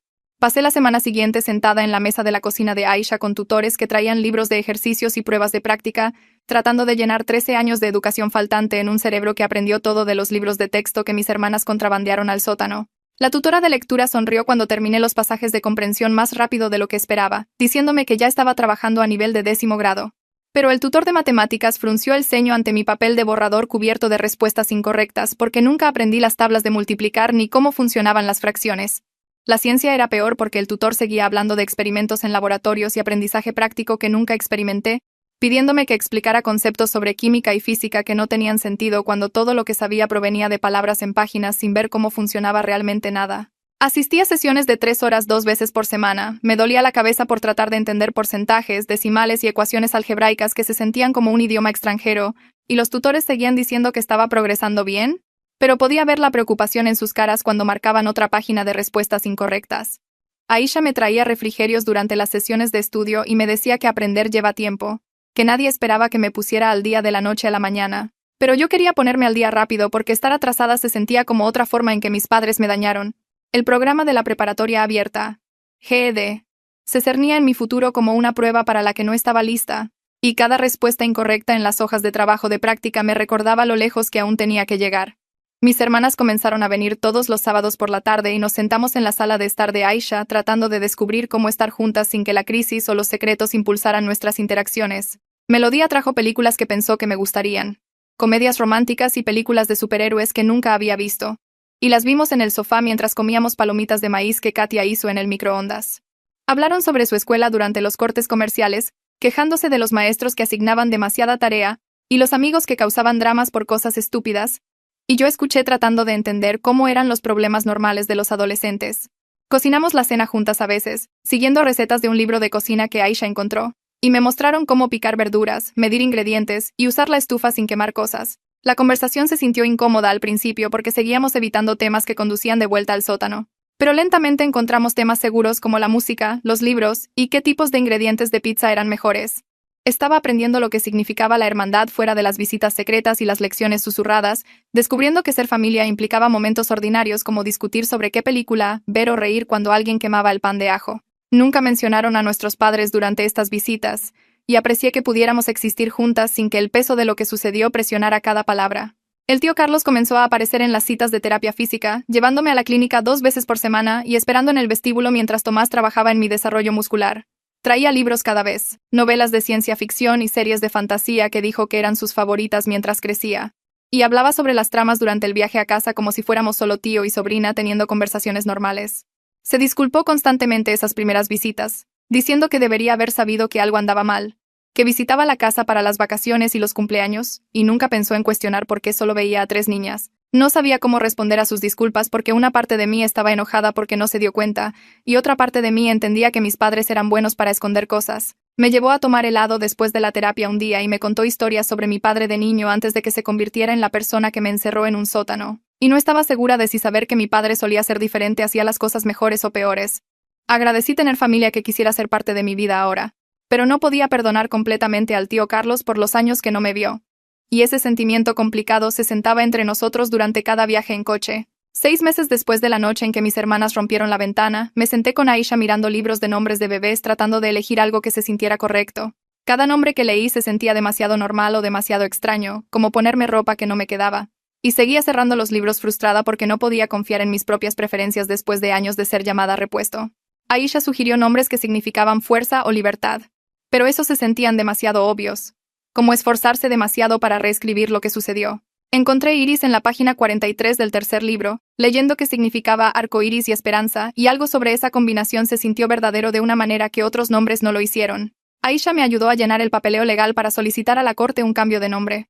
Y presentamos formularios que me harían una persona real con documentación que probara que existía. La espera de la orden judicial tomó 3 semanas y revisé el correo todos los días como si los papeles pudieran perderse de alguna manera. Cuando finalmente llegó el sobre con documentos oficiales que declaraban mi identidad legal como Iris Cañón, lloré sosteniendo los papeles porque mi nombre estaba impreso en formularios gubernamentales que me reconocían como un ser humano real con derechos.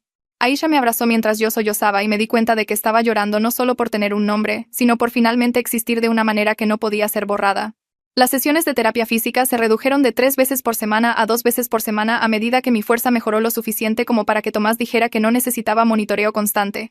Midió mi desarrollo muscular durante cada cita usando calibradores y gráficos para rastrear mi progreso y me mostró diagramas que demostraban cómo mis piernas y brazos estaban ganando masa que se acercaba a los rangos normales para mi edad. Ahora podía subir y bajar escaleras sin jadear y podía estar de pie durante 20 minutos sin que mis piernas temblaran y estas pequeñas victorias se sintieron enormes después de años de apenas poder soportar mi propio peso. Tomás explicó que siempre tendría algunas limitaciones por el confinamiento, que mis huesos no se desarrollaron del todo bien y mi sistema cardiovascular nunca sería tan fuerte como debería ser, pero dijo que lo estaba haciendo mejor de lo que esperaba cuando empezamos. Me enseñó ejercicios para hacer en casa para mantener mi progreso y celebró cuando completé una serie completa de sentadillas sin ayuda. La clínica comenzó a sentirse menos como un lugar donde estaba rota y más como un lugar donde estaba construyendo algo nuevo. Heather vino a casa de Aisha una noche para hablar sobre planes a largo plazo y las 3 nos sentamos en la mesa de la cocina discutiendo mi futuro como si fuera alguien que tendría un futuro. Heather explicó que el hogar de acogida terapéutico siempre fue pensado para ser temporal, que una vez que estuviera lo suficientemente estable podríamos explorar otros arreglos de vivienda que podrían funcionar mejor.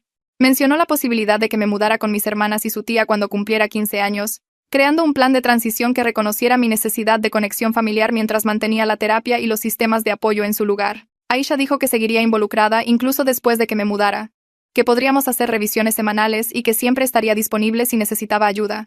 La conversación se sintió extraña porque estaba emocionada por vivir con mis hermanas y aterrorizada por dejar la seguridad de la casa de Aisha, donde todo estaba estructurado y predecible. Hicimos una línea de tiempo que me dio 8 meses más antes de la transición, y Heather dijo que haríamos visitas nocturnas de prueba para asegurarnos de que el acuerdo funcionaría. Firmé papeles aceptando el plan, y mi firma en los formularios se sintió como otro paso hacia ser una persona que tomaba decisiones sobre su propia vida.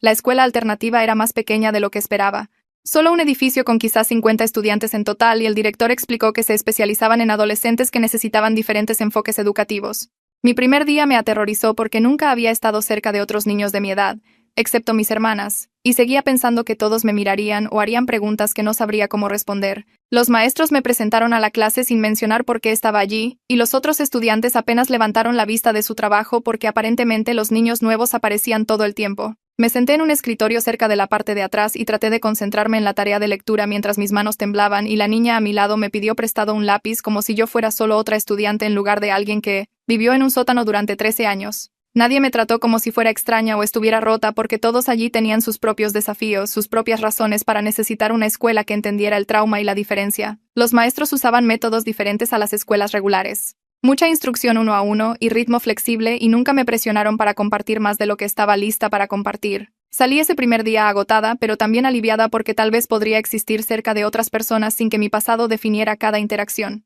Mis hermanas y yo comenzamos a ir a terapia familiar juntas una vez por semana, sentadas en una habitación con una terapeuta que se especializaba en relaciones entre hermanos afectadas por el trauma. La primera sesión fue un silencio incómodo hasta que la terapeuta nos pidió que habláramos sobre lo que queríamos la una de la otra, y Melodía comenzó a llorar diciendo que se sentía culpable por tener una infancia normal, mientras yo sufría. Katia admitió que me resentía que a veces las culpara a pesar de que sabía que no era su culpa y nuestra otra hermana dijo que estaba enojada con nuestros padres, pero también enojada consigo misma por no haber hecho más antes. Les dije que las amaba y también me sentía resentida de que ellas pudieran ser personas mientras yo era solo repuestos. Y decir eso en voz alta me hizo sentir terrible pero también honesta. La terapeuta nos ayudó a entender que todos estos sentimientos podían coexistir, que el amor, el resentimiento, la culpa y la ira podían ser verdaderos simultáneamente y que construir relaciones reales significaba reconocer la verdad complicada en lugar de fingir que todo estaba bien. Trabajamos en ejercicios sobre comunicación y límites, aprendiendo a hablar sobre el sótano sin que nos destruyera, y lentamente comenzamos a construir conexiones que no estaban definidas completamente por lo que hicieron nuestros padres. 7 meses después de la fuga, empaqué una bolsa de noche para mi primera visita a la casa de mi hermana con su tía. El viaje me revolvió el estómago porque seguía imaginando todas las formas en que la visita podía salir mal, todas las razones por las que podría entrar en pánico o fallar en ser una persona normal en una casa normal. Su tía me recibió en la puerta y me mostró una habitación de invitados con ventanas que se abrían y cortinas que podía cerrar y una puerta con cerradura por dentro.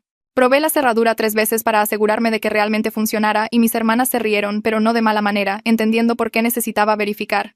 Cenamos juntas en una mesa de comedor real y su tía me hizo preguntas sobre la escuela y la terapia como si genuinamente quisiera saber las respuestas.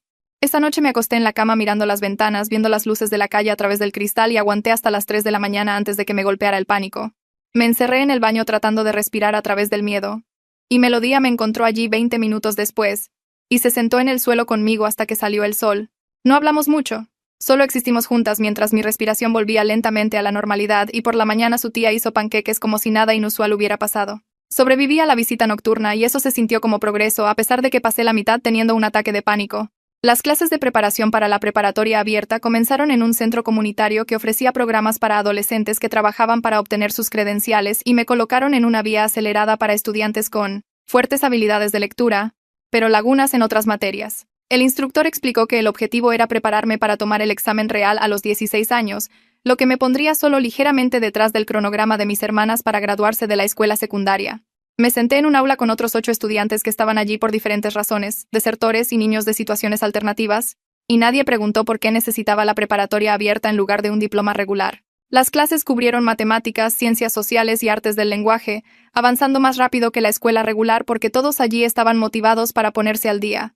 Luché con las secciones de ciencias que requerían comprender experimentos y trabajo de laboratorio, pero el instructor me dio material extra para estudiar y dijo que estaba progresando sólidamente. Las matemáticas seguían siendo desafiantes, pero estaba aprendiendo a resolver problemas paso a paso en lugar de rendirme cuando las ecuaciones me confundían. Tomar las clases de la preparatoria abierta me hizo sentir que me estaba moviendo hacia algo real, como si tal vez pudiera ponerme al día con donde debería haber estado si mis padres no me hubieran robado 13 años. Heather vino a casa de Aisha 2 semanas después de la sentencia con papeles sobre un programa de diálogo víctima-victimario. Explicó que el programa permitía a las víctimas reunirse con las personas que las lastimaron en un entorno controlado con personas capacitadas allí para asegurarse de que todos se mantuvieran seguros. Mis padres habían sido trasladados a diferentes prisiones para comenzar su tiempo y podían solicitar estas reuniones si yo quería participar. La escuché explicar cómo funcionaba y sentí que mi estómago se retorcía al pensar en sentarme en una habitación con mi padre y mi madre mientras hablaban sobre lo que me hicieron. Heather dijo que no tenía que decidir de inmediato y que muchas víctimas lo encontraban útil, pero solo si me sentía lista. Le dije que no estaba lista y que tal vez nunca lo estaría porque escucharlos tratar de explicar o disculparse no cambiaría los 13 años que pasé en el sótano. Ella asintió y volvió a guardar los papeles en su carpeta y dijo que la opción se mantendría disponible si cambiaba de opinión más tarde. Después de que se fue, me senté en el sofá de Aisha sintiéndome aliviada de poder decir no a algo y que los adultos respetaran esa elección. Carlos me recogió 3 días después para llevarme al banco. Tenía todos los documentos que necesitábamos, incluida mi acta de nacimiento que la corte finalmente emitió y mi tarjeta de seguro social que llegó por correo la semana anterior. Entrar al banco se sintió extraño porque nunca había estado dentro de uno y no entendía cómo funcionaba el dinero más allá del concepto básico de intercambio. Carlos habló con alguien en un escritorio que me hizo preguntas sobre mi dirección y mi nombre, y si tenía dinero para poner en la cuenta. Saqué 17 pesos en efectivo de mi bolsillo. Dinero que había ganado haciendo pequeños trabajos en la casa de Aisha como organizar el garaje y quitar las malas hierbas del jardín. La persona del banco lo contó y escribió cosas en una computadora y luego me dio una tarjeta con mi nombre impreso. Carlos me explicó que podía usar la tarjeta para sacar dinero o verificar mi saldo y que los 17 pesos eran míos para gastar como quisiera. Sostener esa tarjeta con mi nombre me hizo sentir poderosa de una manera que no esperaba porque significaba que poseía algo y tenía control sobre ello. Fuimos a tomar helado después y usé mi tarjeta por primera vez para pagar mi propio cono y ver la transacción realizada se sintió como una prueba de que me estaba convirtiendo en una persona real que existía en el mundo. La escuela alternativa planeó una pequeña fiesta cuando pasé mi primer examen oficial. La prueba de lectura tenía preguntas sobre comprender pasajes, encontrar ideas principales y hacer conexiones entre diferentes textos. La terminé en 40 minutos y obtuve una puntuación de nivel de 11º grado, lo que mi maestra dijo que era realmente bueno considerando que solo había estado en educación formal durante unos meses. Preguntó si mis hermanas podían venir a la celebración, y dije que sí, aunque tenerlas en la escuela me ponía nerviosa. La fiesta fue durante el periodo de almuerzo con pastel y cajas de jugo y unos 15 estudiantes de mis clases. Mis hermanas llegaron con su tía y Melodía me trajo una tarjeta que ella misma había elegido. El frente decía orgullosa de ti con una foto de un alpinista llegando a una cumbre, y adentro había escrito una nota sobre lo mucho que había trabajado y lo lejos que había llegado. Leer sus palabras me hizo empezar a llorar y no pude evitar que cayeran a pesar de que me sentía avergonzada de llorar frente a todos. Katia me abrazó y dijo que las lágrimas de felicidad eran buenas lágrimas y que debía estar orgullosa de mí misma por ponerme al día tan rápido. Elisa tomó fotos con su teléfono y prometió imprimirlas para que pudiera guardarlas en mi habitación. Los otros estudiantes aplaudieron cuando mi maestra anunció mi puntuación y varios de ellos se acercaron para decirme felicidades como si pasar un examen fuera algo normal que valía la pena celebrar. Comí pastel y hablé con mis hermanas sobre sus clases y sentí algo cercano a lo normal por primera vez desde la fuga. 8 meses después de que todo sucedió, Heather convocó una reunión en la casa de Aisha para hablar sobre mi futuro. Trajo papeles sobre el plan de transición que habíamos estado discutiendo durante semanas y los extendió sobre la mesa de la cocina. El plan decía que me mudaría con mis hermanas y su tía cuando cumpliera 15 años en un mes. Aisha seguiría involucrada como persona de apoyo, haciendo revisiones semanales y estando disponible si necesitaba ayuda con algo. Mi terapia continuaría con la misma persona, pero las sesiones se llevarían a cabo en la casa de mi hermana en lugar de en casa de Aisha. Había planes de respaldo escritos para lo que sucedería si vivir con mis hermanas no funcionaba, incluida la opción de volver con Aisha o encontrar otro alojamiento. Todos estuvieron de acuerdo en que valía la pena intentar el plan porque la conexión familiar importaba, y mis hermanas me querían con ellas. Firmé papeles dando permiso para la transición y Aisha firmó papeles aceptando seguir involucrada y la tía de mi hermana firmó papeles aceptando la responsabilidad de mi cuidado. Heather explicó el cronograma y dijo que haríamos visitas de práctica antes de la mudanza real para asegurarme de que me sintiera cómoda. Mirar todas esas firmas en documentos oficiales hizo que el plan se sintiera real y me sentí emocionada y asustada al mismo tiempo por dejar la seguridad de la casa de Aisha, donde todo estaba estructurado y predecible. Decidí escribir una declaración de impacto de la víctima después de que mi terapeuta sugiriera que podría ayudarme a procesar lo que sucedió. La declaración iría a los registros de prisión de mis padres y sería parte de sus archivos permanentes, aunque no necesariamente la leerían. Me senté en la mesa de la cocina de Aisha con papel en blanco y un bolígrafo, y traté de encontrar palabras para lo que se sintió descubrir que no era amada como hija. Escribí sobre leer el archivo médico y comprender que mi existencia solo se valoraba como repuestos para mis hermanas. Describí el sótano y las extracciones de sangre y los años de pensar que esconderse significaba protección. Escribí sobre ver a mis hermanas en monitores y querer ser parte de su mundo, pero saber que nunca podría hacerlo. Las palabras llegaron lentamente al principio y luego más rápido a medida que me permitía recordar y sentir todo lo que había estado reprimiendo. Escribir la verdad sobre lo que me hicieron se sintió como recuperar mi historia de ellos y hacerla mía en lugar de la de ellos. Cuando terminé 3 páginas de escritura, me dolía la mano y mi cara estaba mojada por llorar, pero también me sentí más ligera de alguna manera. Le di la declaración a Heather y ella dijo que se aseguraría de que se agregara a los registros oficiales y que lo que escribí era poderoso e importante. La terapia familiar llegó a un punto de inflexión cuando todas dijimos finalmente lo que habíamos estado evitando. La terapeuta nos preguntó que habláramos sobre lo que significaba la sanación y si pensábamos que alguna vez podríamos ser una familia normal. Melodía dijo que la sanación no significaba olvidar lo que sucedió o fingir que el daño no era real. Katia estuvo de acuerdo y dijo que necesitábamos dejar de actuar como si todo estuviera bien cuando no lo estaba y quizás nunca lo estaría por completo. Elisa admitió que se sentía enojada con nuestros padres, pero también enojada consigo misma por no haber hecho más antes, a pesar de que solo era una niña. Les dije que las amaba, y también me sentía resentida a veces de que ellas pudieran ser personas mientras yo era solo repuestos y que ambos sentimientos coexistían. La terapeuta nos ayudó a entender que éramos hermanas que se amaban, y también personas que fueron dañadas por las mismas personas de diferentes maneras. Dijo que ambas cosas podían ser ciertas al mismo tiempo y que las relaciones reales significaban aceptar la verdad complicada en lugar de fingir. Trabajamos en ejercicios sobre hablar honestamente y establecer límites y aprender a ser familia sin ignorar lo que nuestros padres nos hicieron a todas. Al final de la sesión, todas nos sentimos agotadas, pero también más unidas porque finalmente dejamos de fingir. Mi cumpleaños número 15 ocurrió 9 meses después de la fuga, y mis hermanas planearon una fiesta real. Decoraron la sala de estar de su tía con serpentinas y globos, e invitaron a 4 amigos de mi escuela alternativa. Había un pastel con mi nombre elegido escrito en glaseado y regalos envueltos en papel de colores brillantes. Todos cantaron feliz cumpleaños mientras yo estaba allí sintiéndome abrumada por lo diferente que era esto de cualquier otro cumpleaños que había tenido. Antes de la fuga, los cumpleaños significaban otro año de cautiverio marcado por mi madre tomando muestras de sangre adicionales y mi padre midiendo mi altura y peso. Este cumpleaños significaba ser celebrada como una persona que importaba más allá de mi utilidad médica. Mis hermanas me regalaron libros, ropa y un diario para escribir. Mis amigos de la escuela me regalaron tarjetas de regalo, dulces y un animal de peluche que uno de ellos dijo que le recordaba a mí. Comimos pastel, jugamos y nos tomamos fotos y sentí una alegría que parecía frágil pero real. Cuando todos se fueron y ayudé a limpiar, les dije a mis hermanas que este había sido el mejor cumpleaños que había tenido, y Melodía dijo que era solo el primero de muchos buenos por venir. La mudanza ocurrió 2 semanas después de mi cumpleaños, un sábado por la mañana. Carlos nos llevó a mí y a todas mis pertenencias que cabían en 3 cajas y 2 bolsas. Mis hermanas habían preparado una habitación para mí con ventanas que tenían cortinas que podía cerrar y una puerta con cerradura por dentro de la que solo yo tenía la llave. El armario tenía ropa que yo misma había elegido durante las compras con Aisha, y el tocador tenía espacio para todo lo que poseía. Mis hermanas me ayudaron a desempacar y a organizar las cosas como yo quería, y su tía preparó el almuerzo para todos. Esa primera noche me acosté en la cama mirando las ventanas y viendo las luces de la calle a través del cristal. Todo se sintió diferente a la casa de Aisha y no pude dormir porque mi cerebro seguía diciéndome que algo andaba mal a pesar de que nada andaba mal. A las 3 de la mañana el pánico golpeó fuerte y me encerré en el baño tratando de respirar a través del miedo. Melodía debe haberme escuchado porque tocó suavemente y preguntó si estaba bien. Abrí la puerta y ella entró y se sentó en el suelo conmigo hasta que salió el sol. No hablamos mucho, pero me tomó la mano y acompasó su respiración a la mía hasta que me tranquilicé. Por la mañana, su tía hizo panqueques como si nada inusual hubiera pasado y me di cuenta de que vivir con personas que entendían mi pánico lo hacía menos aterrador de alguna manera. La preparación para la preparatoria abierta se convirtió en parte de la rutina diaria con tutores que venían a la casa 3 veces por semana. El objetivo era que yo tomara el examen real en 6 meses, lo que me pondría solo ligeramente detrás del cronograma de mis hermanas para graduarse de la escuela secundaria.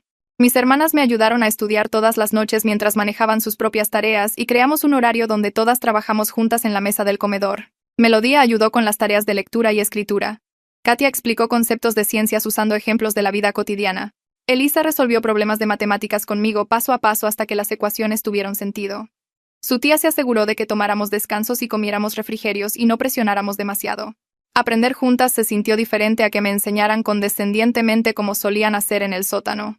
Ahora todas éramos estudiantes trabajando hacia nuestros propios objetivos y ayudándonos mutuamente en el camino. Los tutores dijeron que estaba progresando bien y que tomar el examen a los 15 años era realista si seguía trabajando a este ritmo. 10 meses después de la fuga, entré en mi sesión de terapia y me senté sin llorar ni entrar en pánico. Mi terapeuta lo notó de inmediato y preguntó qué se sentía diferente. Le dije que no lo sabía exactamente, pero que venir a terapia ya no se sentía tan difícil. Hablamos sobre mi progreso durante los últimos meses, y mis objetivos para el futuro, y cómo quería que fuera mi vida. Me preguntó sobre mi sentido de mí misma y si todavía me veía principalmente como una víctima. Lo pensé y dije que estaba empezando a verme como una persona que había sido herida, pero que también estaba construyendo algo nuevo. Tomó notas y dijo que estaba desarrollando una esperanza real sobre mi vida, lo que era un gran cambio con respecto a nuestras primeras sesiones cuando no podía imaginar un futuro en absoluto. Discutimos mis relaciones con mis hermanas y cómo iba a vivir juntas y en qué quería trabajar a continuación en la terapia. Cuando terminó la sesión salí sintiéndome tranquila en lugar de agotada y me di cuenta de que la sanación realmente estaba sucediendo a pesar de que no siempre podía verlo día a día. Carlos nos recogió el sábado por la mañana en su vieja camioneta que apenas cabía para 4 adolescentes idénticas.